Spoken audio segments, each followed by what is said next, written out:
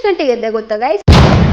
Hi hello ನಮಸ್ಕಾರ, welcome back to ನಮ್ಮ mini blog. ಇವತ್ತು ಗೌರಿ ಹಬ್ಬ. ನಾನು ಅದಕ್ಕೆ 4 ಗಂಟೆಗೆ ಎದ್ದೆ. ನಮ್ಮಮ್ಮ 2 ಗಂಟೆಗೆ ಎದ್ದಿದ್ದಾರೆ. ಬೇಗ ಫ್ರೆಶ್ ಅಪ್ ಆಗಿ ಯಾವುದೋ ಒಂದು ಜೊತೆ ಬಟ್ಟೆ ಹಾಕೊಂಡೆ. ಇಲ್ಲಿ ಮಾಡಿರೋದೆಲ್ಲ ನಾನ್ ಮಾಡ್ಬೇಕಿತ್ತು. ನಾನ್ ಮಾಡ್ತೀನಿ ಕಣಮ್ಮ ಅಂತ ವಹಿಸ್ಕೊಂಡಿದ್ದೆ.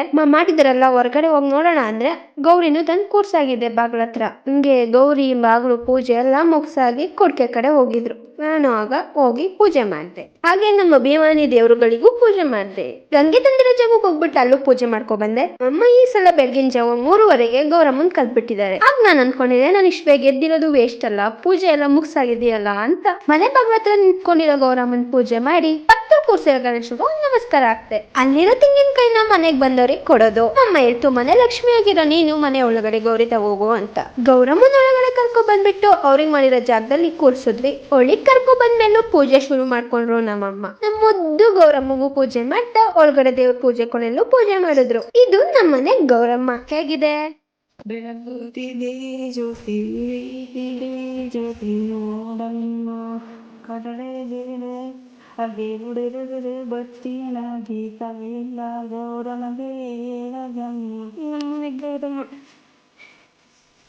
ಇದೊಂದು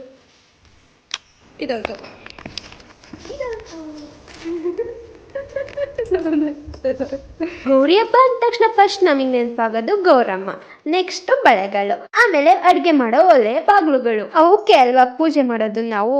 ಇನ್ನೊಂದೇನ್ ಗೊತ್ತಾ, ಲೈನ್ ಮ್ಯಾನ್ಗಳು ಬೇಕು ಬೇಕು ಅಂತ ಕರೆಂಟ್ ತೆಗಿತಾರೋ ಬೇಡ ಅಂತ ತೆಗಿತಾರೋ ಗೊತ್ತಿಲ್ಲ, ಆದ್ರೆ ಫೆಸ್ಟಿವಲ್ಲು, ಹಬ್ಬಗಳು, ಫಂಕ್ಷನ್ಗಳಿದ್ದಾಗ ಕರೆಂಟ್ ಇರೋದೇ ಇಲ್ಲ ನಮ್ಮನೇಲಿ. ಗಾಯಸ್ ಇವತ್ತು ಕಿಚಡಿ ಮಾಡಿದ್ ನಾನು ಗಾಯಸ್ ದೇವರಿಗೆ. ಮಗ್ಳು ಹೇಳಿದ್ನಲ್ಲ ತೆಂಗಿನಕಾಯಿ ಕೊಡ್ತೀವಿ ಅಂತ, ಈ ತರ ಬಂದರೆ ತೆಂಗಿನಕಾಯಿ, ಅಕ್ಕಿ, ನಾನೇ ಎಲ್ಲ ಕೊಡ್ತೀವಿ.